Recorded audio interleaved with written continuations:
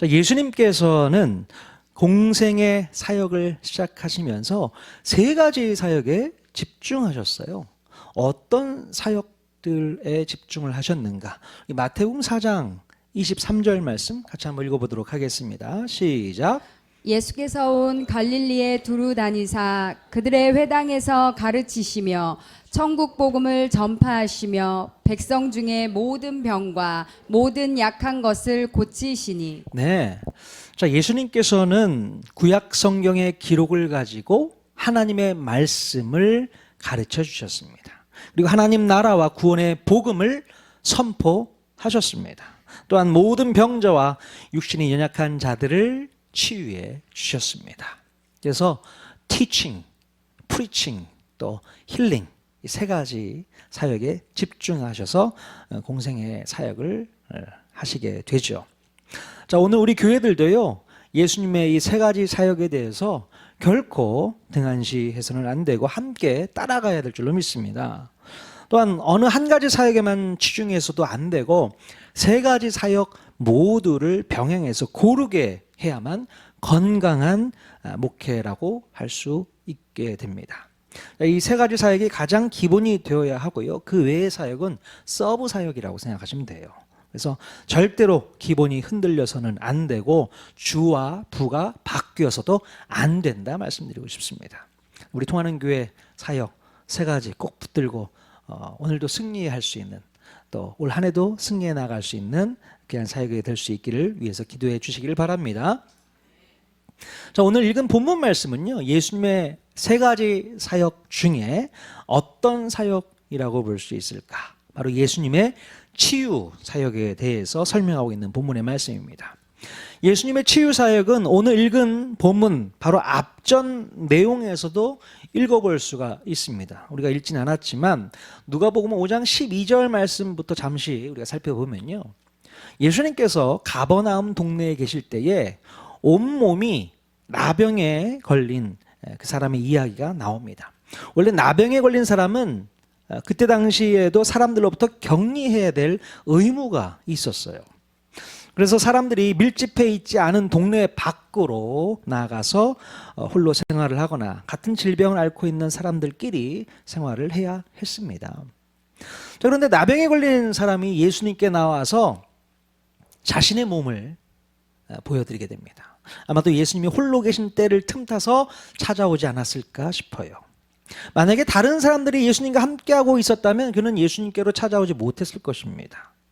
물론 예수님이 혼자 계실 때 찾아왔다고 하더라도 그에게는 많은 용기가 필요했을 것 같아요. 왜냐하면 이 병이 사람들을 전염시킬 수 있기 때문에 사람들이 밀집해 있는 동네에 함부로 들어와서는 안 되기 때문에 그렇습니다. 만약에 사람들에게 들키기라도 한다면 큰 곤욕을 치를 수 있는 상황이었죠.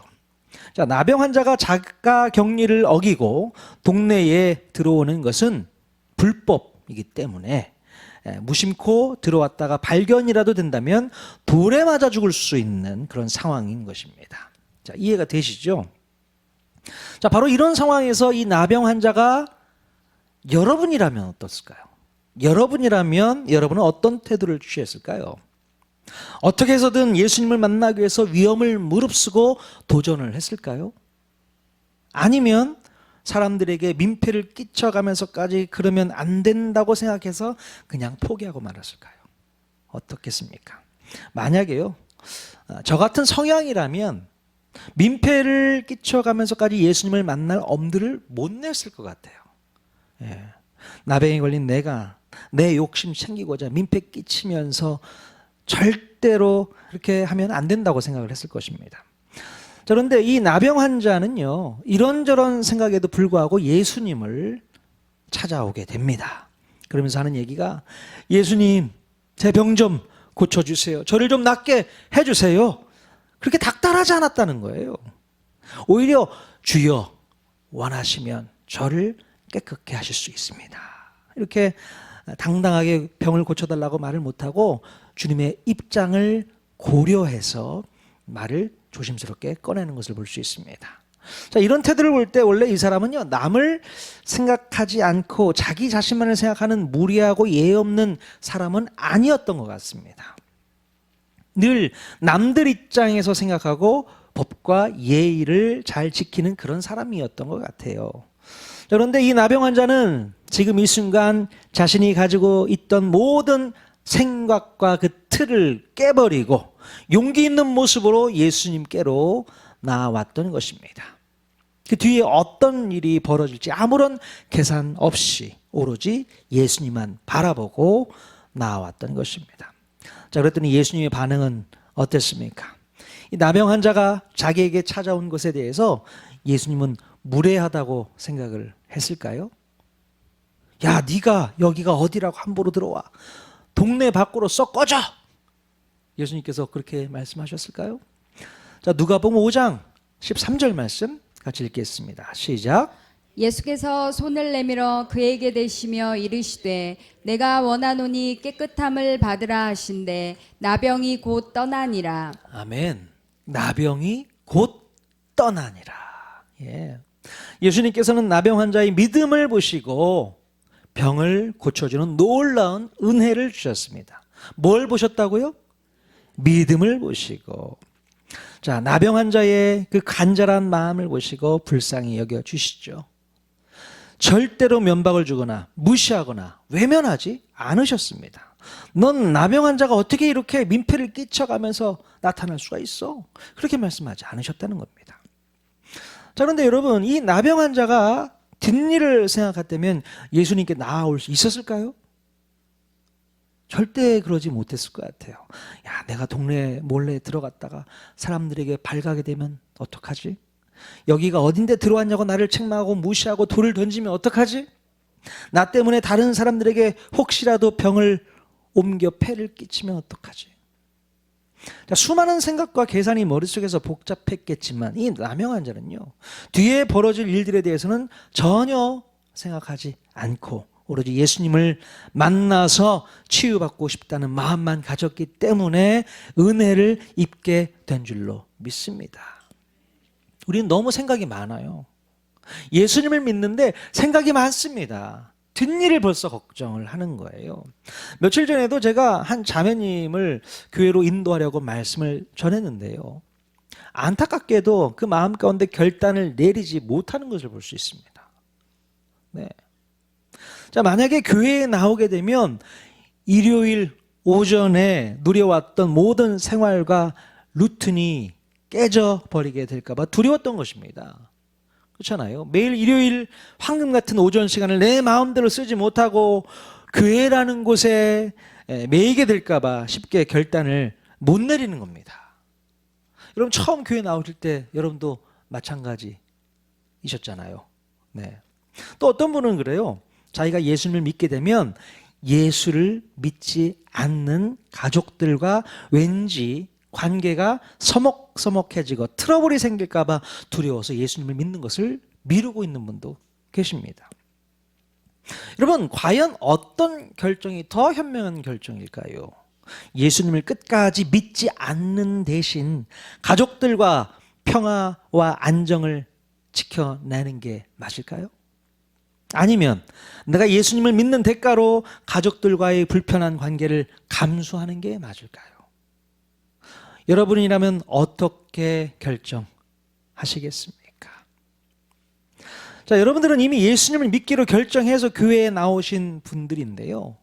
혹시 여러분들 중에 교회에 나와서 신앙생활하는 것을 후회하는 분들이 혹시 계실까요? 어떻습니까? 나 예수 믿은 거 괜히 믿은 것 같아. 자, 내가 교회에 나오지 말았어야 하는데 교회에 나오는 바람에 가족들과도 관계가 안 좋아지고 여러모로 불편한 게 한두 가지가 아니야. 정말로 이렇게 생각하시는 분들이 계시다면 제가 절대로 붙잡지 않을 테니 얼른 예전의 삶으로 돌아가셔도 낫지 않을까 싶습니다. 돌아가실 분 계실까요? 없을 것 같아서 제가 이렇게 얘기하는 거예요. 제가 볼 때는 우리 통하는 교회 성도님들 중에는 예전 삶으로 돌아가실 분이 아무도 없을 거라 믿습니다. 여기는 한 번 발 담그면 나가지 못하는 그런 교회는 아닙니다. 요즘에 이단 교회들 소개가 많이 되고 있는데, 이단 교회들은 참 신기하게 한 번 발을 내디디면 나오지를 못해요. 쉽게 못 나온다고 하더라고요. 하지만 통하는 교회는 그렇지 않습니다. 언제든지 교회를 떠날 수도 있고 언제든지 예수님을 버릴 수도 있습니다. 누가 절대로 강요하지 않습니다. 자, 그러나 여러분, 예수님께로 나아가지 못하도록 방해하는 모든 것은 사탄의 역사라는 것을 깨달으셔야 돼요. 사단의 역사입니다. 오늘도 악한 마귀들은요, 우리가 예수 믿도록 방해하기 위해서 얼마나 애를 쓰고 있는지 모릅니다. 여러 가지 많은 합리적이고 합당한 이유들을 계속 주거든요. 그러니 내가 교회 나가면 안 돼. 내가 예수 믿으면 안 돼. 아직은 아닌 것 같아. 그렇게 설득을 시키고 있는 것이죠. 여러분, 여러분의 선택은 어떻습니까? 사단의 역사에, 사단의 음모에, 사단의 도전에 여러분 당하고만 있겠습니까? 아니죠. 그 어떤 방해에도 불구하고 우리는 주님을 섬기는 일에 최선을 다해야 될 줄로 믿습니다. 그런 믿음의 모습을 보여주실 수 있기를 바랍니다. 오늘 보여줬던 이 나병 환자가 그런 모습을 가지고 나아간 거예요. 그 믿음을 보실 수 있었던 것입니다. 여러 가지 많은 생각, 뒷일이 어떻게 벌어지게 될지 그런 거 생각하지 않습니다. 오히려 하나님께서 우리에게 더 큰 축복을 주시리라 믿습니다. 예. 근데요, 예수 믿는다고 여러 가지 많은 안 좋은 일만 생길까요? 저는 그렇지 않다고 생각합니다. 오히려 우리에게 더 큰 복을 허락해 주실 거라고 믿어요. 우리 가정에도 더 큰 평화가 임하게 될 거라고 믿어요. 그렇기 때문에 도전하십시오. 두려운 마음 다 떨쳐버리시고요. 예, 먼저 예수님을 잘 믿으시고 그들에게도 복음을 잘 증거하셔야 될 줄로 믿습니다. 그것이 바로 우리 통하는 교회 성도들의 모습이 되어야 될 줄로 믿습니다. 여러분, 우리 지난주에도 살펴봤지만 만약에 베드로가 모든 것을 다 버리고 예수님의 제자가 된 것을 후회했다면 다시 예전의 삶으로 돌아가지 않았을까요? 다시 예전의 삶으로 돌아갔겠죠. 그러나 결코 베드로는요, 자신이 버린 것을 아까워하지 않았습니다. 배 다 버리고 금을 버리고 물고기 다 버리고 예수님 쫓았는데 그것을 아까워하지 않았다는 거예요. 오히려 자기가 새롭게 얻은 것을 기뻐하며 다행스럽게 생각을 했다는 것입니다. 마찬가지로 우리 통하는 교회 성도님도 예수 믿고 구원받은 것을 후회하는 분들은 아무도 없으리라 믿습니다. 자, 이제 오늘 읽은 본문으로 넘어와서 보면요, 놀라운 사건이 기록되어 있습니다. 한 중풍병자를 예수님과 만나게 해주려고 그의 친구들로 보이는 사람들이 기발한 생각으로 예수님을 만나게 해준 사건이 기록되어 있습니다. 예수님께서 한 집에 계실 때에 많은 사람들이 몰려 들어와서 그 사람들을 뚫고 집 안으로 들어가기가 아주 불가능한 상황이었던 거예요. 그래서 그 중풍병자의 친구 4사람은요, 그러니까 마가복음 2장에 보면 4명의 친구들이라고 얘기 나오고 있거든요. 자, 그 4사람은요, 고민한 끝에 기발한 아이디어를 내게 됩니다. 바로 환자를 침상에 메고 지붕으로 올라가서 집 천장을 뜯어내고 집 안으로 그 침상을 내리면 어떨까, 이런 생각을 했던 거예요. 말도 안 되는 일이 벌어지게 될 것 같습니다. 자, 기발한 생각이긴 하지만 정상적인 생각은 절대 아니었습니다. 이미 집 안에서 예수님의 말씀을 들으면서 은혜 받고 있는 사람들이 볼 때는 그들의 행동이 무척이나 무례하고 몰상식한 행동이기 때문이죠. 생각해 보십시오. 우리가 예배를 드리고 있는데 위에 천장을 막 뚫고 들어오는 사람도 있다고 생각해 보세요. 여러분 어떻게 하시겠습니까? 뭐 하는 겁니까? 막 욕하고 그러겠죠. 근데 예수님도 그 모습을 바라보면서 뭐라고 하지 않으신 거예요. 그냥 지켜만 보고 계신 것 같습니다. 지붕 천장을 뜯는다고 생각해 보십시오. 뭐 위에서 막 떨어지기도 하고 먼지 날리고 막 사람들도 많은데 아주 은혜 받고 있는 그 상황에서 그런 방해하는 요소가 있으니 얼마나 사람들이 보기에 불편했겠습니까? 그런데 예수님은요, 그 모습을 지켜보고 계시는 거죠. 자, 그런데 이 중풍병자의 네 친구들은요, 비록 자신들의 행동이 비정상적이고 또 남들에게 민폐를 끼치는 행동이라는 것을 알았을까요? 몰랐을까요? 알죠. 알면서도 그 몸이 불편한 친구에게 예수님을 만나게 해주기 위해서 욕먹을 각오를 하면서까지 이런 말도 안 되는 예의 없는 행동을 할 수밖에 없었던 것입니다. 자, 이때 우리 예수님의 반응은 무엇이었을까? 누가복음 5장 20절 말씀 같이 읽겠습니다. 시작. 예수께서 그들의 믿음을 보시고 이르시되 이 사람아 내 죄 사함을 받았느니라 하시니. 자, 예수님께서는 그들의 어떤 모습을 보셨습니까? 무례한 행동을 보셨습니까? 몰상식한 행동을 보셨습니까? 아니죠. 바로 우리 예수님께서는 가만히 지켜보시면서 그들의 믿음을 보고 계셨던 것입니다. 물론 중풍병자를 예수님에게 데려다 주려고 했던 친구들의 행동은 말도 안 되는 비정상적인 몰상식한 무례한 행동이었지만 예수님께서는 그들의 그런 모습을 탓하지 않고 오히려 그들 마음 중심에 있는 믿음을 보셨던 것입니다. 여러분, 한 영혼이 구원받도록 하는데 이 사람들의 이목을 생각할 이유가 없습니다. 또는 체면을 차리거나 남들 눈치 보면서 예의를 갖추고 있을 여유도 없는 거예요. 왜냐하면 정작 예수님을 만나야 할 때 만나지 못하고 끝나버릴 수 있기 때문에 그렇습니다. 기회를 놓치면 안 되는 거예요. 이것저것 신경 쓰다가 보면 예수님을 놓쳐버릴 수 있게 됩니다. 그래서 어떻게 해서든 예수님을 만나는 것이 우선이기에 포기하지 않고 직진해야 할 줄로 믿습니다. 여러분, 포기하지 마십시오. 또 복음을 전하는 여러분들 혹시 포기하지 마십시오. 뭔가 막혀 있다고 할 수 없다고 포기하시면 안 됩니다. 방법은 생깁니다. 하나님께서 그 방법도 깨닫게 해 주십니다. 분명히 지혜가 떠오를 거예요. 어떻게 해서든 앞이 막혀 있으면 천천히라도 뚫고 들어가는 그런 저돌적인 방법이 분명히 있잖아요. 결코 포기하지 마실 수 있기를 바랍니다. 직진하십시오.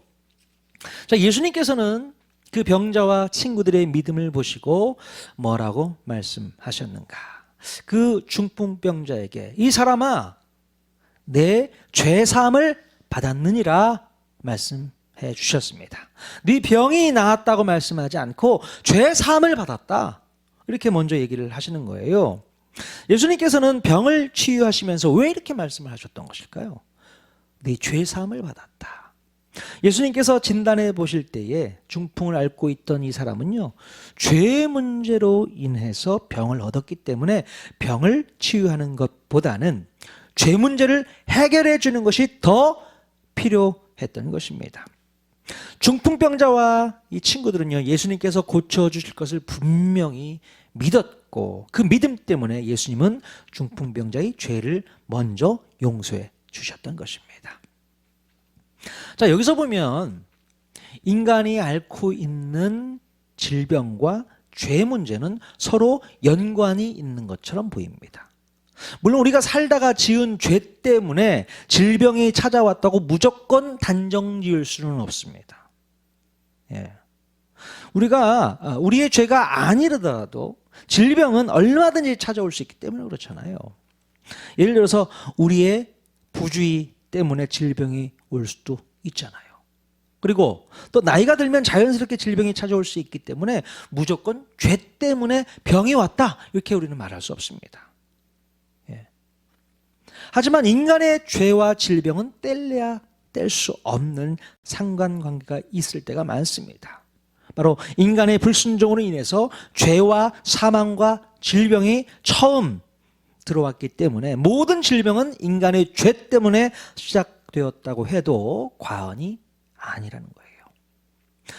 물론 내가 직접 지은 죄가 아니더라도 인간들이 태어날 때 가지고 태어나는 본성적인 죄 때문에 질병을 얻게 되는 경우가 허다합니다. 자, 인간이 가지고 있는 죄의 본성은 이 땅 가운데 수많은 질병들을 만들어내고 그 질병으로 서로에게 고통을 주기도 하고 받기도 하는 것이죠. 그 대표적인 케이스가 어떤 질병이 있어요? 에이즈. 에이즈가 그런 질병 아니겠습니까? 인간의 죄 때문에 만들어진 질병. 그 외에도 수많은 질병들이 인간의 죄 때문에 만들어진 질병입니다. 자, 그러므로 우리는 모든 질병을 대할 때마다 어쩌면 인간의 원죄를 먼저 용서해 달라고 회개하는 마음으로 주님께 다가가는 것이 필요하다는 거예요. 죄를 용서해 달라고 다가가는 게 필요하다. 가끔 보면요, 큰 질병에 걸린 분들이 그 질병을 계기로 하나님과 가까워지는 것을 볼 수 있습니다. 네. 물론 질병을 치유받기 위해서 하나님께 간절히 매달리는 이유 때문에 가까워지는 것일 수 있겠지만, 우리가 분명히 알아야 될 사실은요, 자신에게 발생된 질병은 내가 죄를 지었기 때문에 형벌처럼 다가오는 것이 아니라 원래 인간이 죄성을 가지고 태어난 존재임을 확인시켜주는 증거로 보여지는 증상임을 우리는 깨달아야 되는 겁니다. 네. 그렇기 때문에 우리는 자신에게서 확인되는 죄성의 증상들을 보면서 진심으로 회개하고 주님과 멀어졌던 관계를 회복하는 계기로 삼을 수 있어야 되는 거예요. 네. 이 질병들이 우리를 회개케 하시는 하나님의 사인이라고 생각하셔야 되는 겁니다. 어쩌면 우리가 질병에 걸리는 것도 하나님의 은혜라고 말할 수 있는 것입니다. 우리에게 다시금 구원의 기회를 주시는 놀라운 부르심이라고 생각하면 더 좋을 것 같습니다. 예. 여러분, 혹시라도 육신의 연약함을 가지고 있는 분들이 계십니까? 또 질병과 장애 때문에 고통을 받고 있다면 그 증상들을 통해서라도 나를 부르시는 하나님의 콜링, 하나님의 부르심인 것을 잊지 말았으면 좋겠습니다. 그래서 네 병이 나았느니라 라는 말보다 내 죄가 사해졌느니라 라는 확실한 답을 듣고 주님과의 관계가 회복되는 것이 더 중요하다는 것을 깨달아야 되는 거예요. 여러분, 죄 문제를 해결받는 것이 병 낫는 것보다 우선입니다. 우선이에요. 질병이 치료되고 회복되는 것보다 더 중요한 것은 죄 사함을 받는 것입니다. 그 질병으로 인해서 내 죄가 보이고 그 죄 때문에 하나님께 회개하게 되고 또 그 회개를 통해서 하나님과의 깨진 관계가 온전히 회복된다면 그것은 은혜인 것입니다. 질병이 은혜예요. 나에게 찾아온 병이 나에게 은혜라는 사실입니다. 그런데 너무나도 안타까운 것은요, 질병이 찾아왔음에도 불구하고 하나님의 그 사인을 깨닫지 못하는 게 더 안타까운 겁니다. 하나님께 매달려야죠. 하나님, 저 좀 고쳐주세요. 하나님께 매달리는 게 맞습니다. 그러면서 하나님을 만나는 거 아니겠습니까? 그러면서 내 안에 악한 죄성을 발견하고 내 안에 원죄가 하나님께 회개되어야 마땅한 것입니다. 그러면서 주님과의 관계가 회복되어지고 그러면서 온전히 주님을 주로 모실 수 있는 계기가 생기게 되는 것입니다. 그러니 우리 안에 찾아오는 질병이 있다면 그 질병은 하나님을 만날 수 있도록 주시는 사인이다. 그렇게 생각하십시오. 그렇게 믿으십시오. 그러면서 더욱더 주님과 깊어지는 우리의 삶이 되어야 될 줄로 믿습니다. 여러분, 중풍병자와 친구들이 보여줬던 그 믿음을 오늘 우리는 좀 본받아야 될 것 같습니다. 친구를 회복시키기 위해서 끝까지 포기하지 않고 예수님을 만날 수 있도록 신실하게 돕는 친구들이 우리 옆에 있어야 된다는 거예요. 바로 우리 목장 식구들이 나에게는 그런 존재가 다 되어야 됩니다. 우리 목장 식구들이 얼마나 우리를 위해서 기도하고 있습니까? 나를 위해서 기도하고 있습니까? 그러니까 서로를 위해서 기도하는 거예요. 누가 한 사람만을 위해서 기도하는 게 아니라 언젠가는 내가 그 중풍병자와 같은 존재가 될 수 있는 거 아니겠습니까? 나도 기도가 필요한 사람일 수 있는 거예요. 그러니 그때를 대비해서 우리 목장 안에 기도가 필요한 사람을 위해서 중보하고 기도하는 삶을 사셔야 됩니다. 그리고 나도 그런 중보가 필요할 때 중보를 받게 되는 것이죠. 그래서 우리가 서로 합력해서 아름다운 선을 이루어 나가는 그런 목장 식구들이 다 되어야 될 줄로 믿습니다. 그래서 우리들의 믿음을 보시는 하나님께서 기뻐하시고 우리 교회에, 우리 목장에 풍성한 은혜로 채워주시게 될 줄로 믿습니다. 네. 늘 주님 앞에 나아가는 데에 지체하지 마십시오. 소극적으로 변하지 마십시오. 적극적으로 주님 앞에 나아가십시오. 그것이 하나님께서 우리에게 주신 기회입니다. 그 기회를 놓치지 말고 주님께 달려나가는 저와 여러분 모두가 다 될 수 있기를 주님의 이름으로 간절히 축원드립니다. 아멘.